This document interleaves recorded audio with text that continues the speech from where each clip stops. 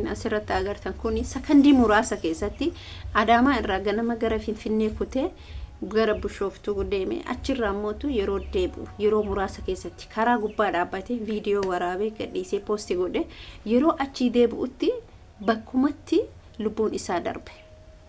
Ani waa asirratti isin gorsu takka keessa addunyaa mil'uu libsu addunyaa gabaabduu addunyaa hamma kana irra turuu hin dandeenye sakandii takka keessatti mucaan kuni ganama nagaa bahe gisee galummoo nagaa dhabe lubbuun isaa darbe.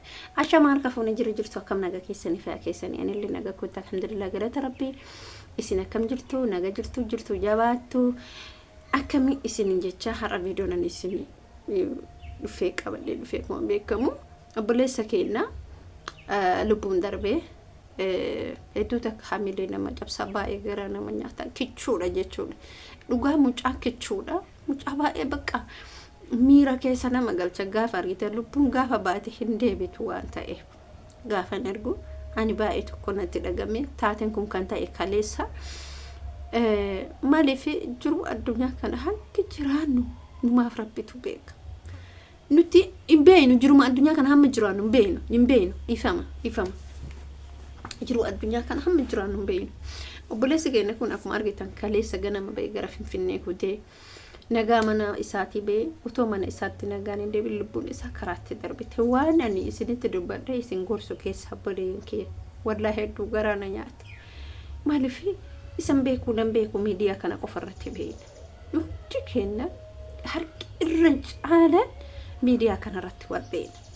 Obolesii keenya argitan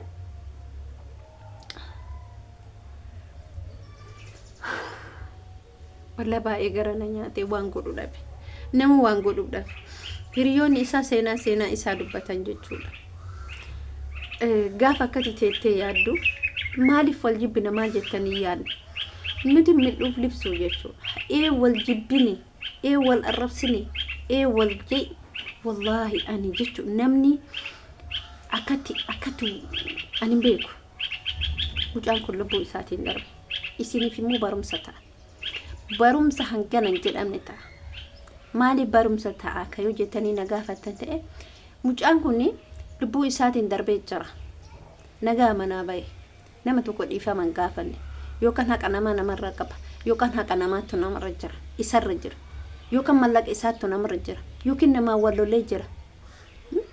Hin dhaamatan ka guyyaa du'an hin beekan hin dhaamatan guyyaa du'an hin beekan hin dhaamatan. Garummaa maaliif wal jibbina? Nuti maaliif wal jibbina? Nuti maaliif wal tuffanna? Wallahi jechuudha obboleen kee addunyaan tuni gabaabduudha.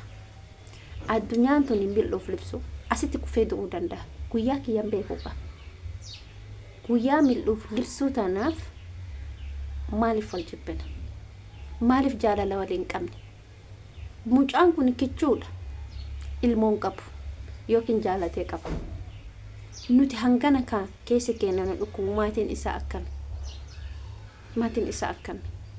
Rabbiin maatii isaatiif hiriyoota isallee warroota miidiyaa kanarratti suuraa isaa erga gaafa inni kutee kaleessa darbeeti TikTokiin hundi viidiyoo isaati. YouTubeii garuu TikTokiin hundi viidiyoo isaati. Maaliif namni gaaf ati darbitu si jaalata malee gaaf ati jirtu si jaalatu kana immoo dagatina. Maaliif nuti Oromoo yeroo hundumaa gaafa darbinu qofa wal jaalanna? Otoo ani du'e har'a YouTubeii kiyya guddiftan otoo tokko bordu'e har'a YouTubein isaatiif TikTokiin isaa guddata. Aadaa isinitti ta'e jechuudha. Aadaa isinitti ta'u namni gaafa du'e leelliftan malee gaafa jiru leelliftan. Kalaaf yaani jechuun akkanumatti yuumee isinuu laala. Mucaa kana followersiin isaa kutee jira har'a. Erga kaleet irraa followersiin isaa dabalaa jira akka ibiddaa gubataa jira. Dabalaa jira. Gizeen jiru hoo maaliif gizee namni jiru? Gaafa du'e qofa maaliif ta'e? Gaaf du'e qofa maaliif jaalatama? Gaaf du'e qofa maaliif faarfama? Gaaf du'e qofa gaarii maaliif ta'a? Gaafa jiru maaliif gaariin ta'an? Barumsa isiniif ta'a. Ani hamma namni gaafa jiru si jibba. Egaa si tuffata. Erga si bira tara. Yoo ati uffata yaraa uffate si tuffata. yoo uffata gaarii uffatte si jaalata yoo ati darbeete nasbee keetiin darbeete immoo si faarsa. Oromoo wal faarsaa bar aadaa itti godhate bar aadaa itti godhate mucaa kana dhiisati ijoollee waggaa lama waggaa tokko waggaa lama dura faarsaa turan. Erga inni du'e beeka yeroo inni rakkatee bakka seenu dhabee waan ta'u dhabee bakka nama waa kadhatu dhabee namallee kadhatee yookiin immoo nama sanirraallee dhabee gaasan isa jibbama. Gaafa ruuhin isaa tun keessaa baatee jedhe inni isin hin argu bar inni isin hin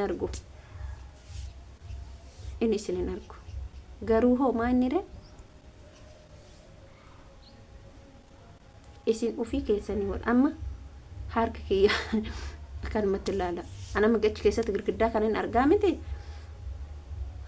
in arga inni garuu nasbee isaatiin darbee jira jechuudha. Waan nasbee isaatiin darbee jiru jechuuf isa faarsu waa faayidaan qabu inni gaarii jechuuf faayidaan qabu foolofoorsiin isaa guddatuuf faayidaa takkaan qabu. Tarii minnaal baata obboleeyyan isaatti fayyadamte garuu obboleeyyan isaallee itti fayyadamte natti fakkaata. Sababni isaallee maaliif yeroo hundaa imimmaan dhufa waan ta'eef yeroo hundaa gaaf suuraa isaa argan madaan isaanii isaan hin dhiisu maatii isaanii madaan hin dhiisu. Nuti garuu gaafa namni du'e gamman nama faarsina malee gaaf namni jiru waliin faarsinu. Har'a wal jibbina sirriitti wal jibbina. Borummoo garuu wal faarsina odoo darbine. Har'a wal jaaladha har'a waliin jibbina har'a wal guddifadha. Bar odoo rakkate fakkeenyaaf tokko otoo rakkate wal qarqaara har'a yoo ta'a wanta ta'e har'a wal qarqaara.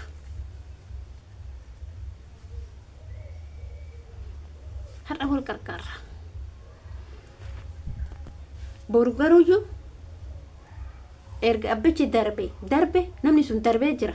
Rakkatullee qabaatullee dhabullee qoofee bulullee beela'ee bulu